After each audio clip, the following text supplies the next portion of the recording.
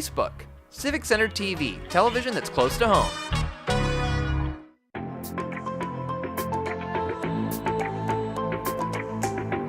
Stay tuned for the Splash Live.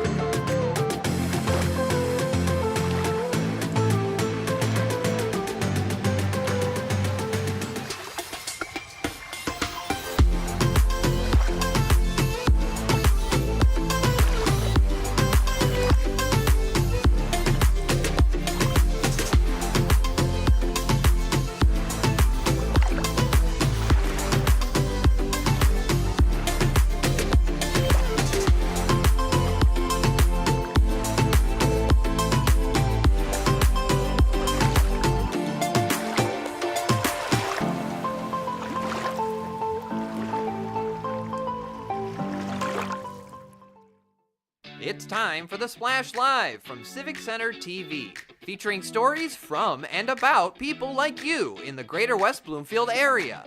Simulcast on cable, 89.3 Lakes FM, social media, and the web.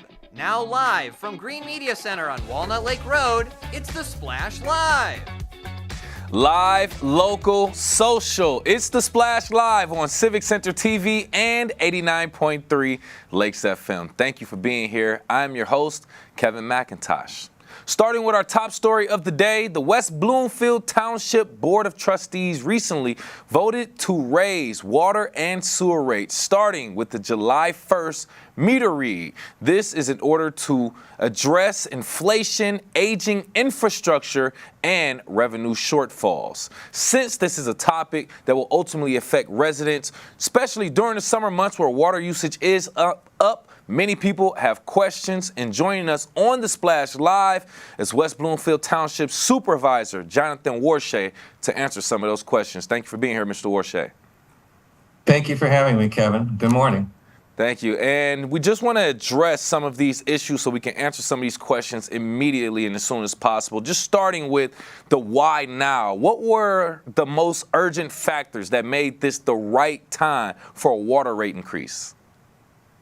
Well, I don't know that there's ever a right time for an increase, at least as far as the public is concerned, but we have 4 or 5 main things that occurred, events. One is Great Lakes Water Authority, from whom we buy our water, had a larger rate increase.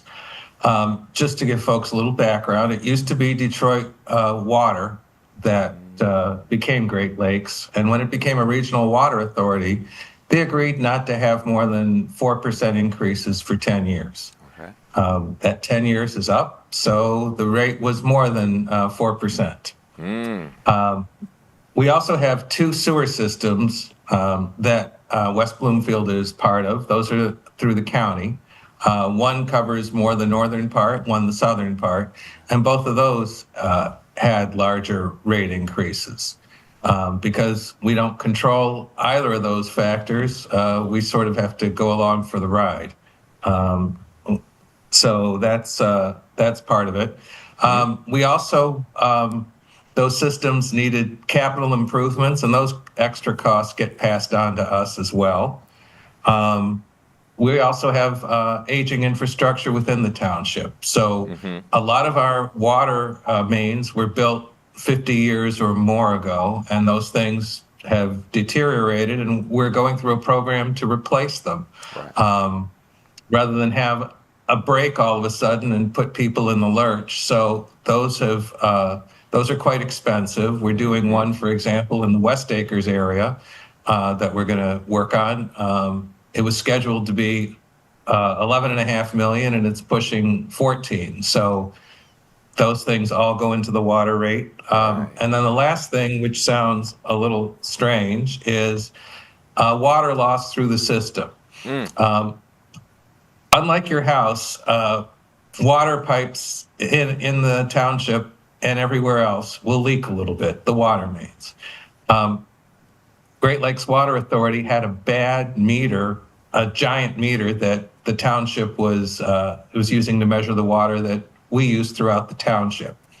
It was under-reading the amount of water that was being done, so they weren't charging us the full amount. Wow. They replaced the meter, and we went from it was so defective, in fact, that sometimes we used more water than we got billed for.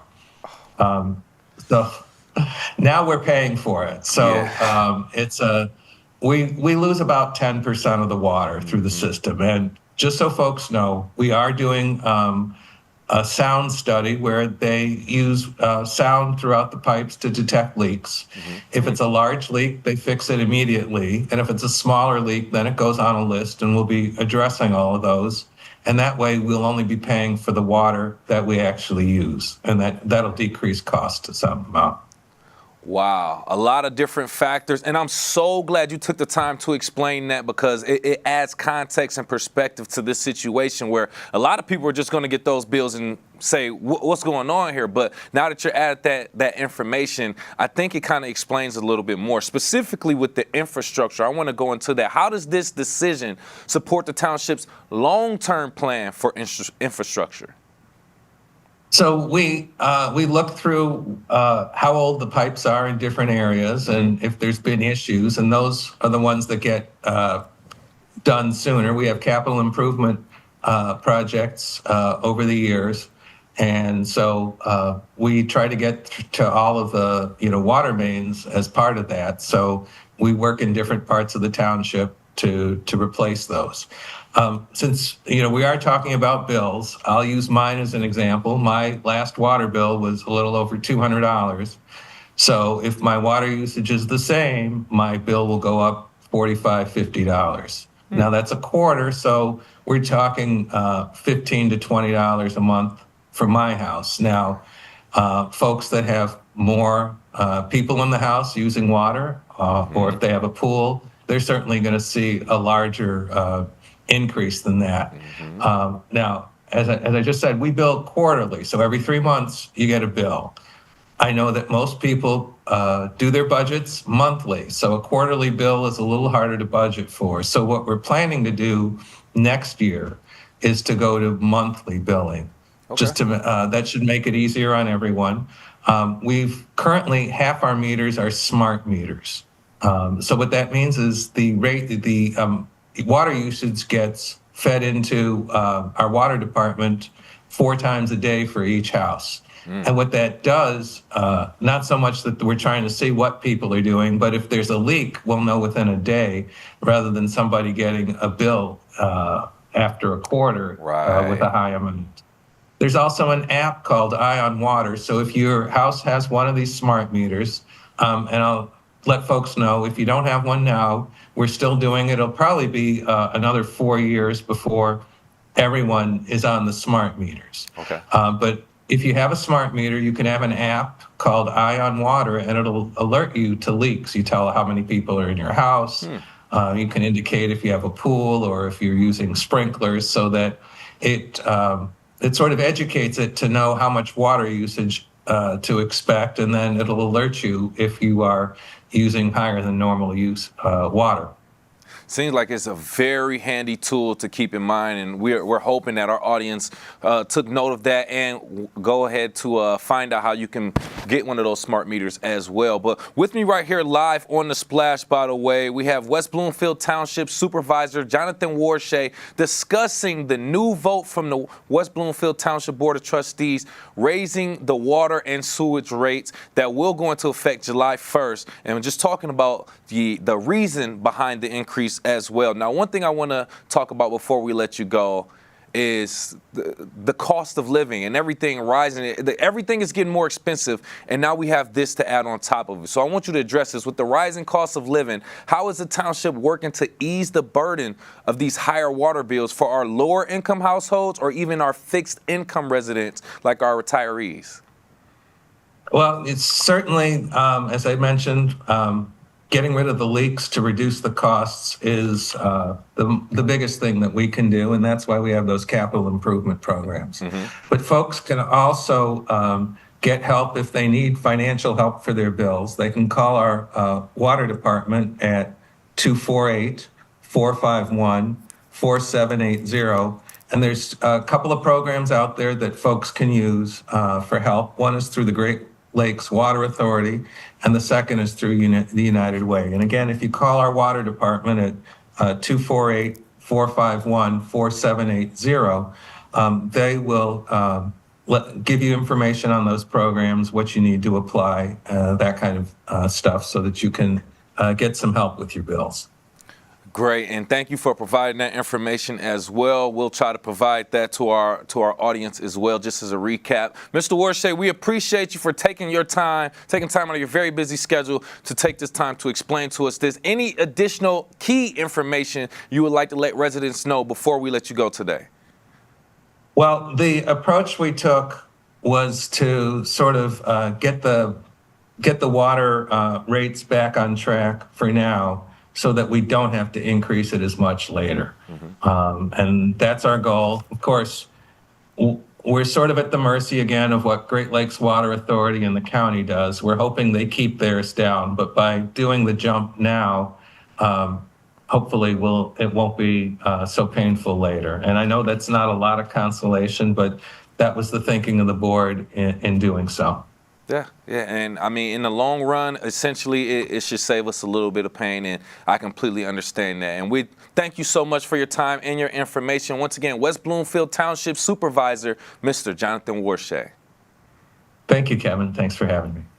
Well done, well said, and we'll continue to give you the information that you need regarding this situation and more. Once again, if you are curious about other options regarding your potential water bill increase, you can reach out to the local water authority, 248-451-4780 for more information.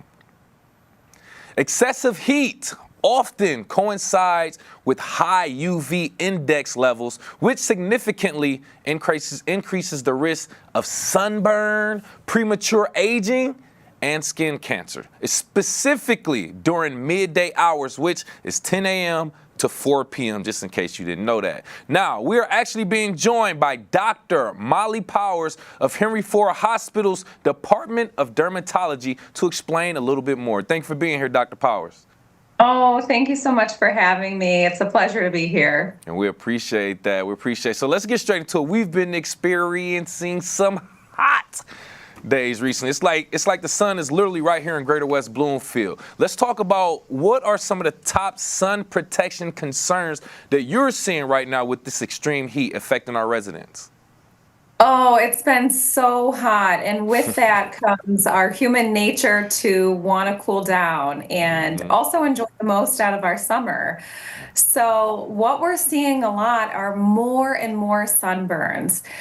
People are going out and seeking water sports and playing in pools and trying to keep cool. But with that and being outside and being in the sun definitely adds more ultraviolet radiation. So I'm seeing a lot of patients coming in after long weekends at a lake or in a pool or at a splash pad. And when they're playing in the water and not using the right sun protective tools, it increases your risks for burns and ultimately sun damage and DNA damage in our skin later on. Yeah, I was reading the notes. It was saying increased aging and stuff like that. I like to go outside and get my vitamin D from the sun as well, but if it's gonna make me age faster, you can keep me in the house for all of that. That's kind of crazy. So, I mean, but we like to enjoy it. We've been in the house all winter, Dr. Powers. We want to get outside now. So for us that want to go outside, enjoy time on a lake, on our boats, or just out on the splash pad for a couple hours, what's your advice for that long-term sun protection during those heat waves? Yeah, I feel that too. These Michigan winters are long and we had not so great spring, so we definitely want to make the most out of our summers, but there's a safe way to do it. It's really about the adequate sun protection. So sunscreen, particularly broad spectrum sunscreen, that's protecting against UVA damage and UVB. So that's the type of ultraviolet.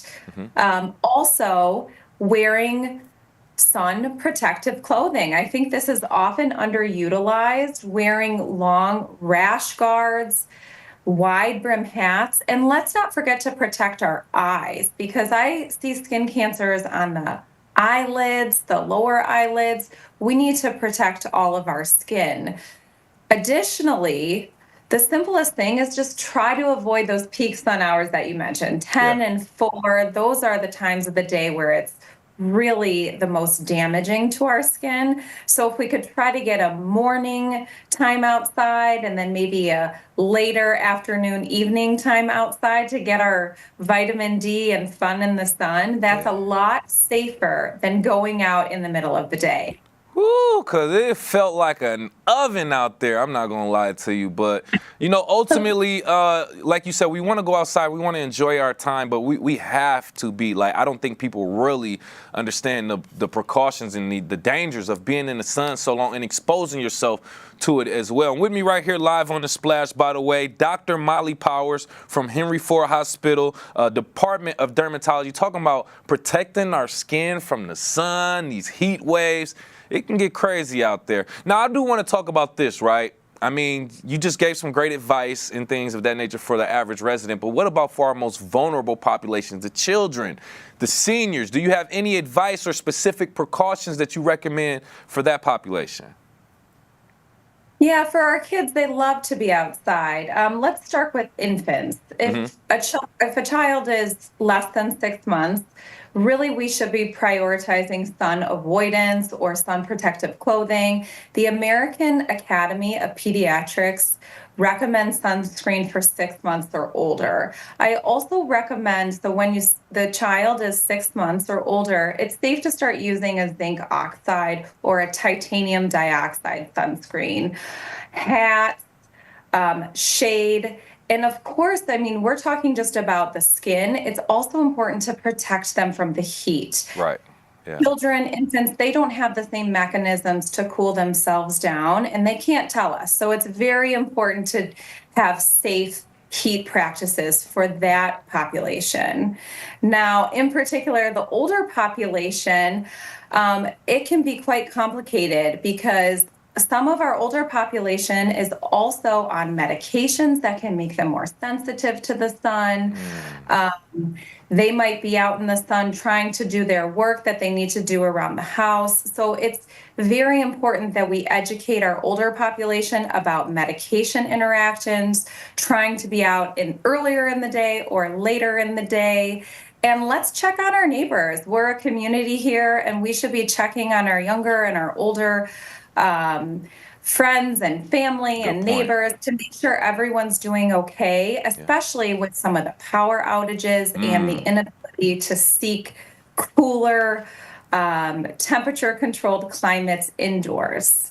Well said. Yeah, no, it's a good time to go out and do that, especially if you know you do have an older neighbor or something like that, and they might need some care or someone to look out for them. Yeah, just pay them a visit. Just make sure, too, because, yeah, even the ACs, like using the AC at home during that time, 10 to 4, like they can hit you over the head just for those charges. So it's so many different things that go into play with this heat and how we can kind of manage ourselves and our home and our temperatures. But we're glad to have you here to kind of break some of that stuff down as well. Now, I just have a random question.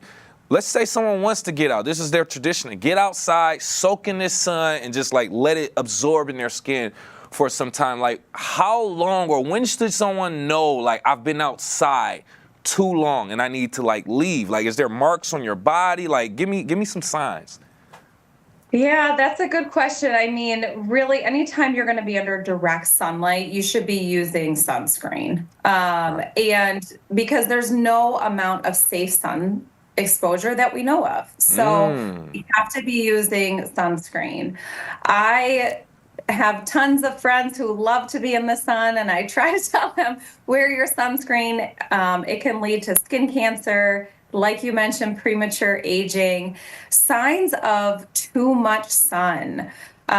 Your skin can develop a heat rash, so you can get red bumps from the sun. You can get little, like another type of sweat rash where your sweat glands are working too much and it causes these little fluid-filled bumps from the sun.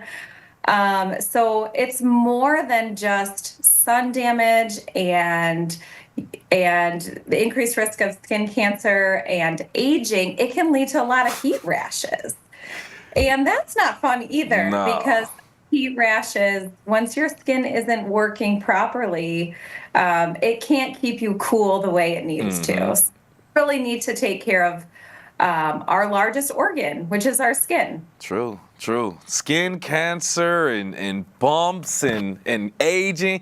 That makes me, I'm almost scared of the sun at this point. I'm about to avoid the sun altogether. No, don't be afraid. We want to have fun. We're Right. in Michigan. We earned our summers. Let's enjoy it, but Yeah. let's do it safely. No, well said, and we appreciate that. Thank you again for your time, Dr. Power. Any additional information that we didn't go over that you want to share with our residents before we let you go? I guess one of the things I want to talk about is I hear a lot of patients who say, I'm in the shade, I'm never in the sun. And I just want to say the shade is not adequate sun protection. So wear your sunscreen, wear your sun protective clothing, have fun this summer, be safe from the heat. And thanks so much for having me. No, thank you for your professional expertise and information. Once again, Dr. Molly Powers, Henry Ford Hospital, Department of Dermatology. Thank you. Thank you. Oh, yeah, great information right there. A lot of stuff that I didn't know either, but great information to have in mind when we are outside enjoying this weather. So we'll continuously keep you updated as well. In the Lakes-rich Greater West Bloomfield area, calm waters, nature, and a strong wellness community makes it an ideal hub for Misty Markham's Luna Moon stand-up paddleboarding. And Misty recently decided to offer stand-up paddleboarding yoga certifications. We actually had a chance to speak to Misty about the classes and the training itself. Misty Markham. How you doing, Misty? Good. Thanks for having me, Kevin. Yeah, you like that energy in that intro. I see that right there. So I see that we have this this certification class. I want to talk about that, but before we do, let's add some context, right? So many beautiful lakes right here in our Greater West Bloomfield area. I want you to tell us what makes our community a special place for people to learn and just practice paddleboarding safety. Absolutely, because there are so many lakes and a ton of places to go and enjoy them, including our even bigger Great Lakes. And, what's more important than knowing what to do in an emergency situation or just to be able to teach like your other friends and that kind of thing. The training is pretty intense, I will say, even if you decide to do just the flat water one portion of it. And, there's anything can happen at any moment, right? And we're just trying to, even if you weren't interested in getting a full certification certificate, let's say, that weekend I am providing at least the fundamentals for people to join, and that may mean that they already have some paddle experience being out on our waters, but want to take it a little bit further and making sure that they're doing it safely and wisely. Oh, yeah. Anytime we're around water, we want safety first and foremost, and then the fun can come after that. So, okay, so that sounds good. So let's get into your inspiration, right? What inspired you to become a professional stand-up paddle association certified instructor? Yeah, that's a really good question. And, I've always loved the water. I've been a water kid my whole life, but, with safety, with all the fun, just like you said, not to take all the fun out of it, there's still, a water safety portion of it. And the manual is pretty thick. It's an intense book. So not only are you learning to perfect your paddle or to do it correctly and then to teach others as well, back to the water safety portion, just rescue techniques, learning hands-on, getting real-time feedback and being able to practice on one another.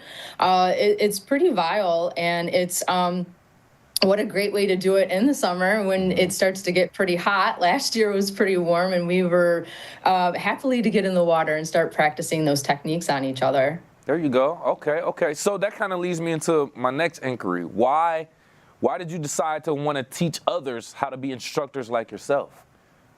Yeah, well, it's funny because we do so much stuff online now. And even back when I was doing my own research as well, there were some YouTube videos starting to come out so that you could get an idea.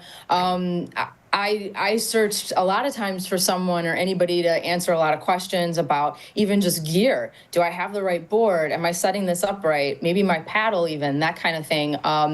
And you can only learn so much online. And when I Yep. did my research and I found where I wanted to go, I had to go all the way to San Diego with a board, a GoPro, and a notebook. And, I came home with a ton of information, some great contacts of people who wanted to be in the sport just as much as I did. And it's just having respect for the sport and just learning, more intensely.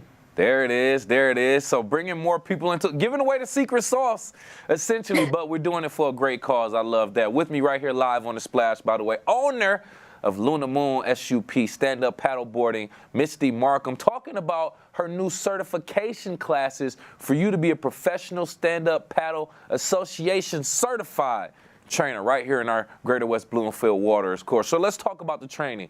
Of course. So you talked about the seriousness of the safety. You talked about how thick the book is. That seems very, very serious, but it is necessary. So how do you balance the training, the fun part of the training, paddleboarding, with the water safety and emergency preparedness?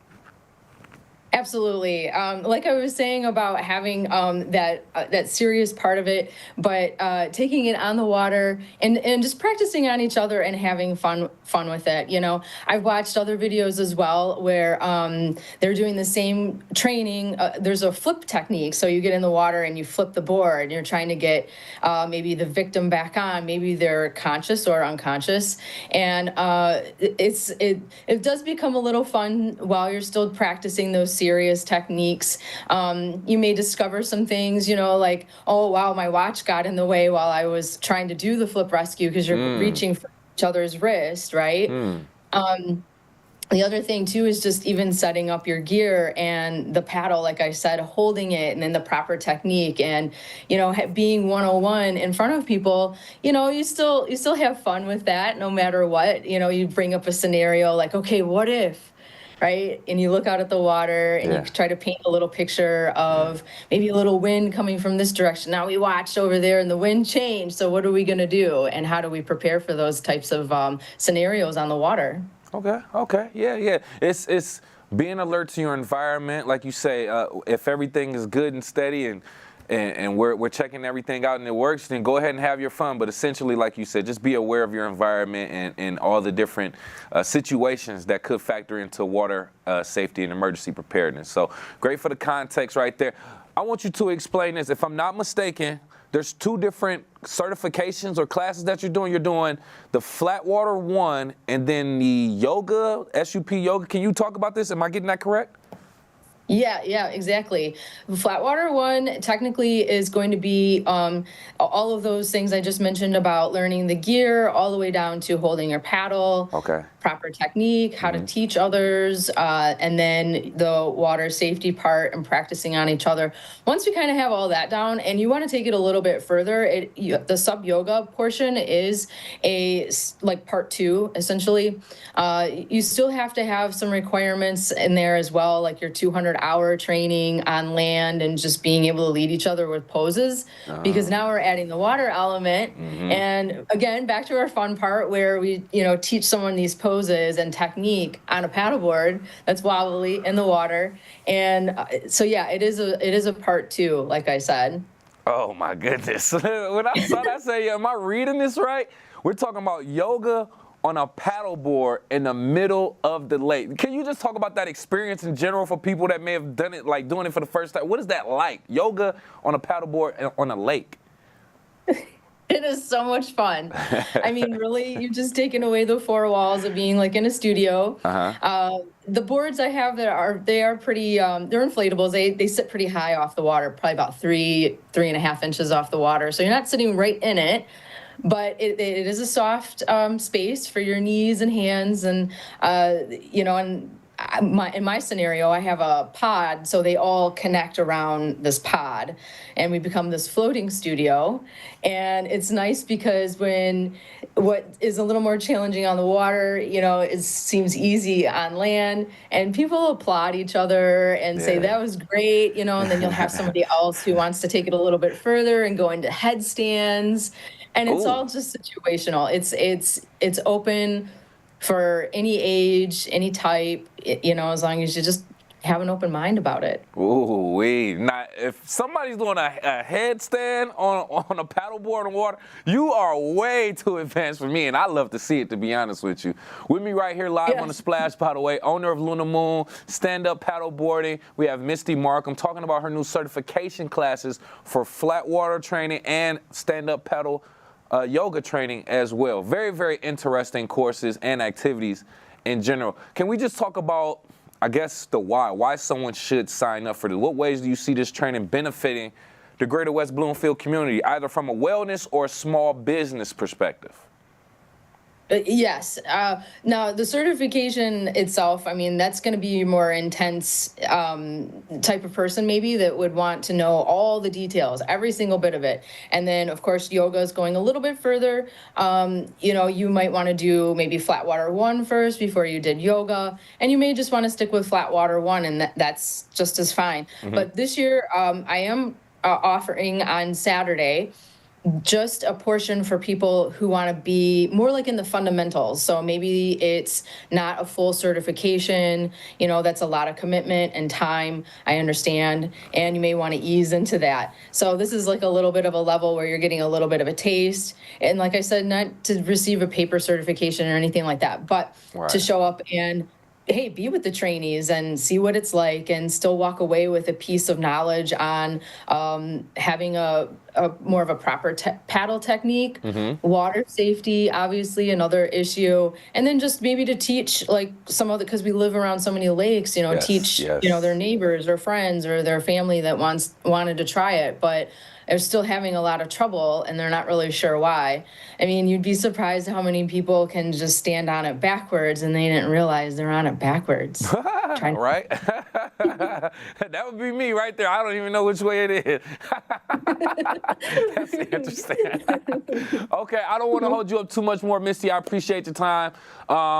Lastly, any advice for someone watching or listening who may be interested in the SUP instructing, but maybe not even 100% sure? What would you tell them? I would say reach out to me. I have a lot of experience, a lot of resources, and it just, a simple call, visit my website, lunamoonsupyoga.com, and we can talk about certain things. Everybody is at different levels and have different questions and needs, so I just try to be flexible. Yeah, be flexible and be open-minded as well. And we appreciate you. Can't wait for the weather to officially break so we can get out there on that water. Once again, owner of Luna Moon, stand-up paddleboarding, Misty Markham, thank you again. Thank you. I truly appreciate it. If you yourself are interested in getting on the water or being an instructor yourself, you can visit Misty's website, lunamoonsupyoga.com, or if you're on Facebook, visit her on Facebook at Luna Moon SUP. As our local population gets a little bit older, technology continues to get a little bit more complex for some residents. There is an organization that is on a mission to help the local senior community adjust to the technology of the times. And joining me live on The Splash is Anushka Athreya, current president of Technology, and current president, or former president, I should say, Abi Athreya, to talk about their organization. Thank you for being here. Hi, Kevin. Thank you so much for having us. Yeah, I appreciate it. I saw this. I said, Technology? That I already put it together in my head, but I want you all to break this down. First and foremost, Abi, let's start with you. What can you tell us about Technology and what it provides to the community?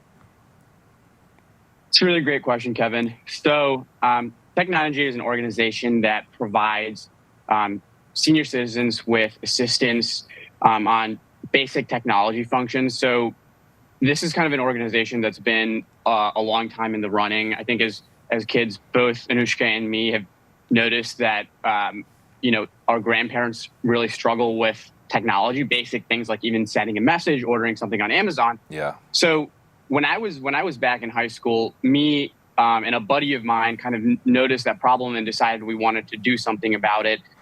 We sent out a post on Nextdoor, the neighborhood community app, and we said, hey, does anyone need technology help? And we were reached out to by Dr. Gandhi. He's a University of Michigan alum and someone who was also interested in the same space. And he had put together a set of 4 families who kind of wanted to assist in helping with the same thing. So we ended up meeting up kind of out of the blue, super random. We all had the same ideas. So we came together and we formed Technology. And, I think you might already get this, but as the name suggests, technology plus Nana plus Nana, that's a word that's associated with grandmother in a bunch of different languages. So that's really what we are, right? We're bringing technology to Nanas, and we want them to find the joy in using their phone and, rather than that being a struggle.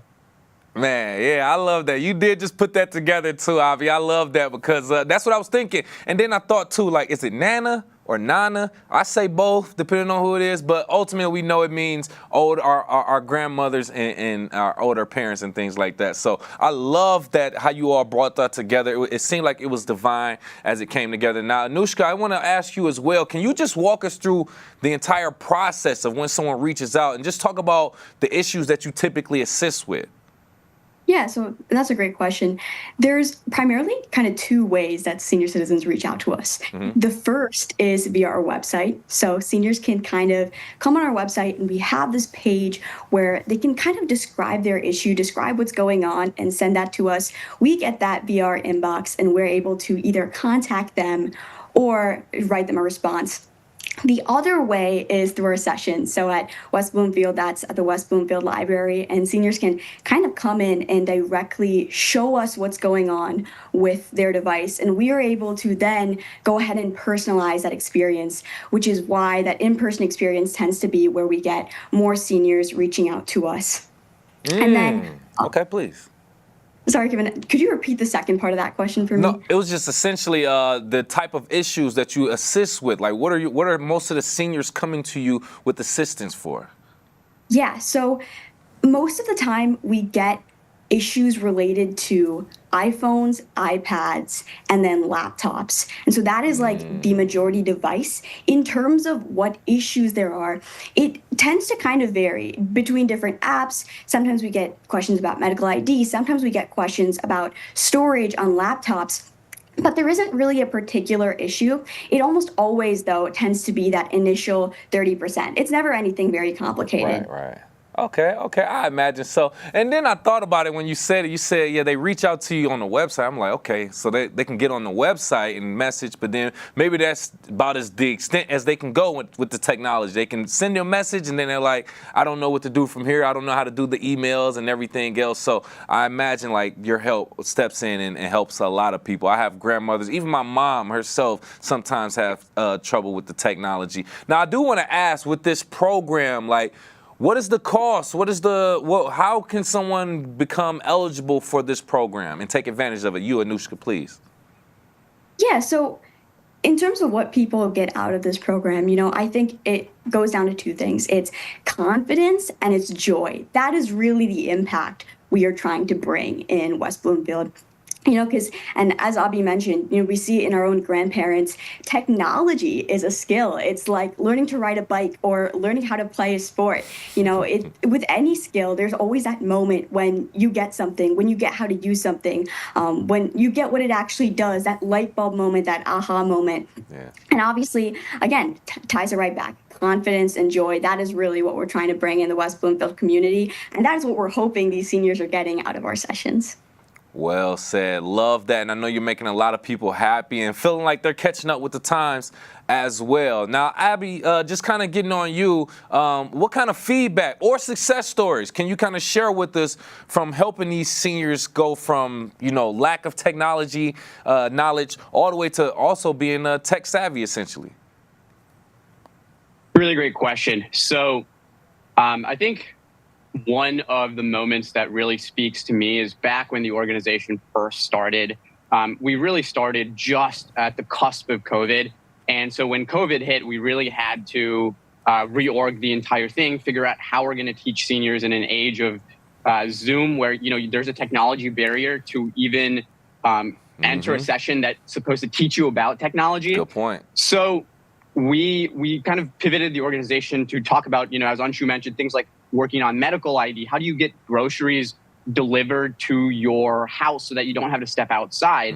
How do you, keep yourself occupied with some, interesting games and puzzles that you can find on your phone so you're not bored at home when you can't step outside? So I think that was a really interesting time for us, and we saw a lot of senior citizens benefit where they weren't starved at home. They had things to do. We kept them engaged. They learned a lot, and we had so many senior citizens come to us through those Zoom sessions saying, "Hey, we really enjoyed this.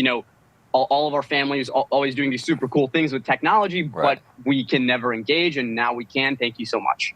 Yeah. Oh, man, that's super nice. And then, like I said, you just make them feel like they're part of society as we're moving with the technology, and not like they're behind and everything like that. So you're bringing a great sense of community and everything with them as well, just beyond teaching them technology. But with us right here live on A Splash, former Technology President Abi Athreya and current Technology President Anushka Athreya, just talking about their organization, how they're helping out local seniors in our community adjust to technology of the times. Now, Anushka, getting to you, technology is evolving quick. It's even too fast for me. Sometimes I don't even know how to operate TikTok all the way. I'm going to be quite honest. So with technology constantly evolving, how does technology keep its volunteers updated on the latest trends and tools to assist the seniors?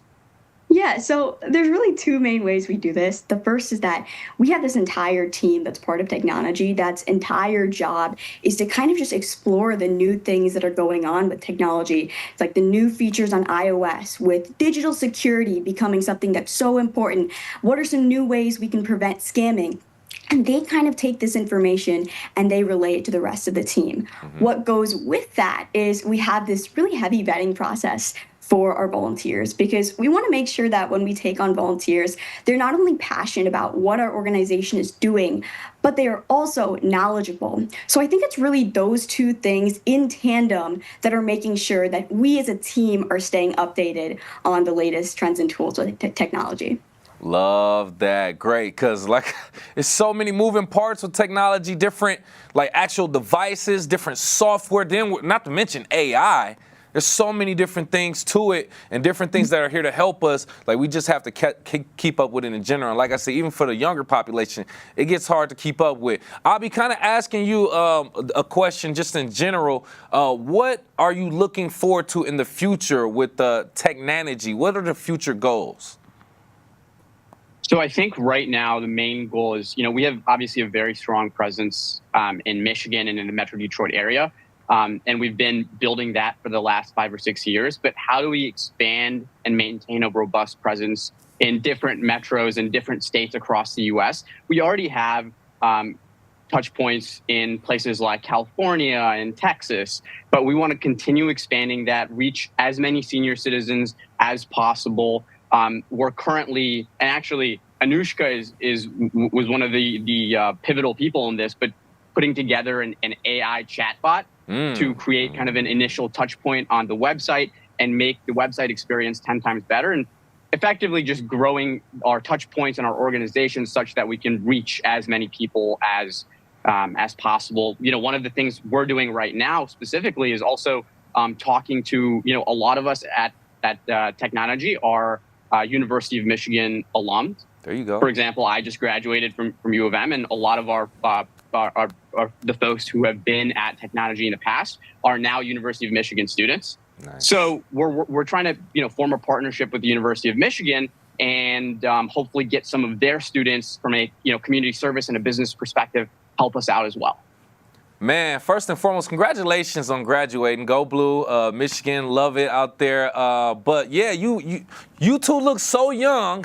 I can't even believe you just graduated from college. But being so young and reaching out to the generations ahead of you and helping them out, I gotta applaud you for that. Before I let you go, Anushka, can you just tell us if anyone is interested, want to find out more information, how can they do so? Yeah, so first of all, thank you so much, Kevin, for having us on the show. And, for everyone watching at home, if you found what technology does to, be helpful to you or to someone please feel free to reach out to us via our website. We have our email. And then we also have our sessions at the West Bloomfield Library. Those are from 4 to 5:30, and we would love to see you guys there. Technology.com for more information. Thank you both again for your time. Once again, former Technology President Abi Athreya and current Technology President Anushka Athreya. Thank you both. Thank you so much. We really appreciate it.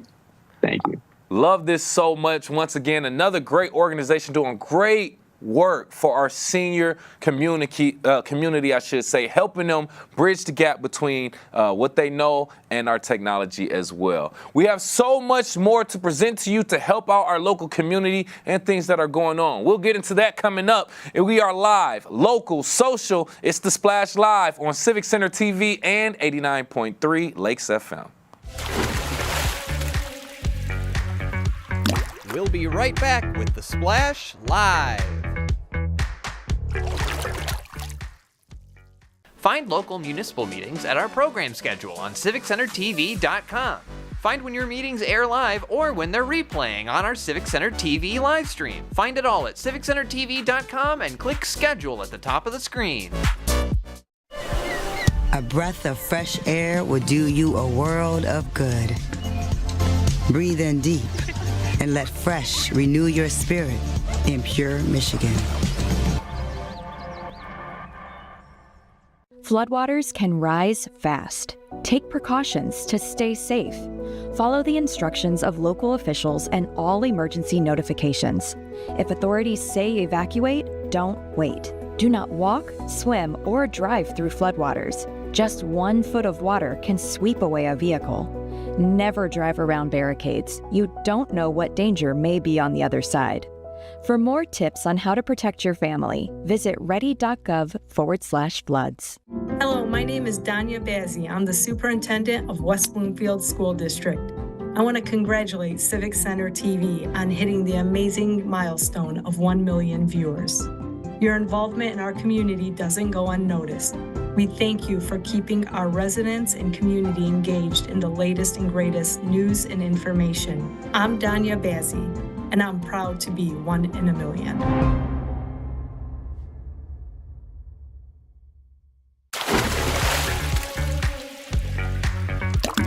And now, back to The Splash, live. Live, local, social. It's The Splash Live on Civic Center TV and 89.3 Lakes FM. I am your host, Kevin McIntosh. Relief Michigan's 16th biennial Big Tree Hunt runs through August 22nd, 2025, inviting participants of all ages to locate and measure Michigan's largest trees. We spoke with Lindsay Lights, project forester for Relief Michigan, to tell us a little bit more about the biggest trees in Michigan and in West Bloomfield. How you doing, Lindsay?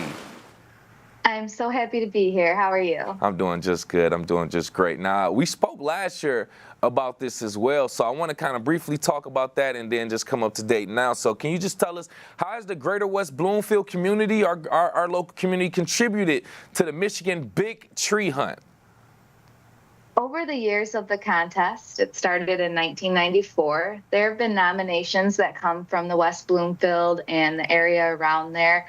In the whole county, Oakland County's always had great participation. One really interesting thing I found looking through the data is that there's people who live in West Bloomfield, but they travel and they go and enter a tree. One I saw was all the way in Ottawa County. Oh, okay. So I don't know if there's any connection, but has that had any impact on the local conservation efforts? I think it directly gets people to look outside and care about them. So this project is really that first piece. It's an awareness piece. It's, oh, wow, I never noticed this giant tree on the block, but wow, that's awesome. And I want to take care of my tree so it can get that big. Yes, yes, yes. Nice, nice. I want to continue to dig a little bit more into this contest and a little bit more as well while we do have you on the program. But besides that, what initiatives has Relief Michigan undertaken to educate some residents of not only just Greater West Bloomfield, but of Michigan about the importance of tree conservation through the Big Tree Hunt? I'm so happy you asked that. Relief Michigan does a couple different avenues other than the Big Tree Hunt. Okay. We do community tree plantings and community presentations. So we planted at Johnson Nature Center last year, and in there we put a sugar bush. So we planted 25 sugar maple trees that will grow up, and eventually they will produce sugar that will produce the sap that makes maple syrup. And that'll be a way to engage students and engage people who want to care about the trees and get some hands-on activities about that. We also do presentations. So in the past, we've done a planting and maintenance presentation. That one was in 2011. Our organization has been around since 1988, doing this across the state. We also came and talked about pruning in 2023. So we do these presentations. They're normally for homeowners directly. They're about a 7 p.m. time at the local library. And anybody who's interested in trees can come and get easy information. They can go back and take care of their trees. Nice. Okay. Okay. Look at that. So you are doing a lot to educate people, not just make this a contest, but let people know the purpose behind it and, the tree conservation and things of that nature. So literally things of that nature. I'm in my own head sometimes. But okay, good. Good to know that. Now, very briefly, are there any groups from West Bloomfield or Greater West Bloomfield or even schools that have come together to participate in the Big Tree Hunt by any chance? The wild ones of Oakland County, they are a group who they like to plant a lot of native. They like to get seeds, good seed source, and we've done presentations with them. Nice. And we really want to talk to the schools now even more. We want to get the kids out there. No, I agree. Please get them out there. Get them out of school, away from the tablets, the devices. I mean, those are cool every now and then, but outside, I'm always with that as well. With me right here live on The Splash, by the way, from Relief, Michigan, we have Project Forester, Lindsay Lights, just talking about the overall Big Tree Hunt and some of the difference that Greater West Bloomfield residents have made in this contest as well. Now, just continuing on, any notable record-breaking trees that's been discovered in West Bloomfield maybe, or even an area close to us? Well, I know there's a lot of really special trees there, and that's why it's so important to get this message out to you guys. But none off the top of my head. There are state champions in Oakland County, but we're still looking for a huge one at one of those forests that hasn't been touched for a while, somewhere people haven't been able to go in and cut down, somewhere that's been preserved, maybe somewhere like Bloomer Park. We're still looking for the huge one. Yeah. Oh, I can't wait to see it too. I can't wait to see that too and to see exactly where it is so we can just make it like a big tourist spot as well. Now, in what ways does participating in this Big Tree Hunt benefit some local communities even beyond the environmental awareness aspect? That's a great question. Just getting outside and into nature, just having our feet on the ground and looking up at trees, that is instantly going to make people feel better. And then that impact multiplies when they enter a tree to the contest. We can share about it as the Big Tree of the Week and just excite people and inspire them to get outside. It's exercise. It's good for your mental health. You can get some really good fresh air, get some nice deep breaths, which in turn will give you some great sleep. Yeah. So we know about those traditional benefits of trees, but hopefully that's a little bit of the extra stuff. Yeah, no, exactly. Like, get outside and enjoy, especially now that the summer's here. If looking out the window and seeing the sun bright and outside warm doesn't get you outside, I don't know what does. But this is another great reason to do so as well. Now, on the planning and producing side of this entire contest, it's not just all smooth sailing, right? So let's talk about the challenges. What challenges have you faced in promoting this Big Tree Hunt, even specifically in suburban areas like Greater West Bloomfield? Yes, there's so many people there, and our thing is getting the word out. So we try to get it out with paper entry forms and try to get into the libraries. Some way we we've kind of worked with that challenge is we went to the statewide library conference to get in direct communication with the librarians. And there we even had a sign-up sheet for presentations, and about 15 different libraries signed up and asked us to come back to their communities. Interesting. Okay, so yeah, I feel like once people get the word out, they know about it, then it's like, oh, okay, I didn't even know that was going on. Then they gain interest, and then word of mouth spreads like anything else. So I completely get that as well. It's an easy contest to enter. We only go by circumference, so it's right the distance around the trunk of the tree where you go up to it and hug it. So it's really easy for anybody to join. Yeah. So, and that was going to be my next question. How does the contest work? Tell people how they can enter and that type of thing. So you just gave a little bit more. Can you please give the full context? Absolutely. So on our website, bigtreehunt.com, BIGTREEHUNT.com, there is all the information you're going to need and an online entry form with diagrams. But what we're looking for is people to go out, pick the biggest tree they know, or even go out to the woods and hunt for the biggest tree they know, and take the circumference measurement. That's the distance all the way around the trunk of the tree. You measure that, take a couple pictures of the tree, and then send that back to us via bigtreehunt.com. We pick winners in different categories. So there's a winner per county. We identify the biggest tree in Oakland County. Right now, you guys are at 11 nominations. That's towards the top, but we could take some more. Okay.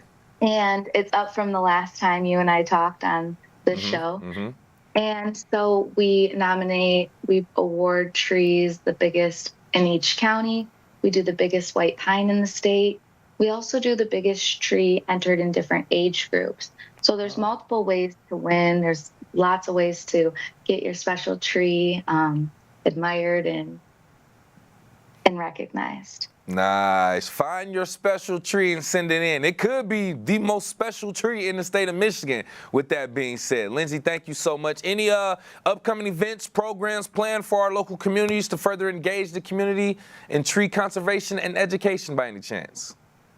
There are tree plantings in the surrounding counties coming up and some presentations, but right now we're still looking to do plantings. There's tree planting application at our website, and there's presentation applications at our website.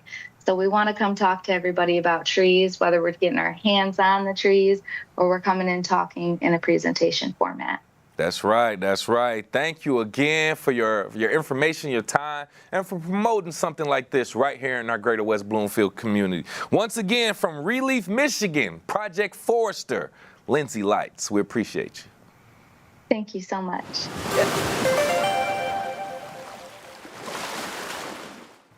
And if you want to find out more information about the Big Tree Hunt in Michigan, go directly to their website, reliefmichigan.org. That's RELEAF Michigan.org. Over the weekend, one of the West Bloomfield High School's biggest football stars returned home to train the next generation of talent. Our very own Jay Schaff was out at the scene to hear all about it. West Bloomfield High School is already hard at work preparing the next generation of elite Laker athletes. As just recently, former West Bloomfield Laker and current college football star Brandon Davis Swain returned home to his roots for the second annual Brandon Davis Swain Youth Football Camp. A chance for so many young and inspired athletes to come out and learn from one of the best and to put that advice to good use as they prepare themselves to hopefully join Brandon on the field one day. Oh man, well it's definitely something we look forward to since last year. We're happy that he's back again the second time in a row. This is a free event that he's offering for the kids. There's a lot of other camps out there, but they all require, a payment. And so the fact that Brandon's still in college, as a college student, has decided to use his time and effort to come out here and give this event for the kids and have kids like my son out here for free. So we appreciate it. What made you decide to bring your child here today to partake in this fabulous camp? I brought him here today because I wanted him to see and have the full and true experience of what it is to be a football player. He's really in tune with football, but sometimes it's a bit hard for him just because he sees the battles and struggles of the other kids and what they can do and what he feels like he's limited to. This is an evolving camp and it's really good for him. And I've known Brandon personally myself, so I feel like Brandon is good outreach on the kids for them to see what they could be in the future. It's a great feeling, to come back and give to the kids. It's already a great feeling giving back. You're not on the earth for one thing, you're on the earth for multiple things, and one of them giving back to the youth. Yeah, you can't forget where you come from. That's one big thing too. Don't forget where you come from. Always look back and try to improve on like how it was a couple years ago till now. So. How important would you say camps like this are to the kids of the community to really help develop those fundamental football skills? I think it's important because if the kids come to your camp, they probably look up to you as a college football player. So seeing you, they probably get inspired to do more. In my eyes, like do more, and probably want to play the sport more too. Super important. I think any youth programming with good people running it are super important for the community, but it's even more special to see somebody like Brandon and his family come out and run something like this for free of charge for the kids. They're feeding the kids today. Every kid gets a free shirt. They're going to have prizes and raffles for all these kids. It's really cool to see an event like this that's being put on for free for everybody. What do you hope is the biggest thing that your kid and all of the kids take away from this experience today? Well, what I want them to take away, it's not easy. You got to work hard to get to that level. So I think this creates a habit. So hard work will get you there. So that's my primary take from it.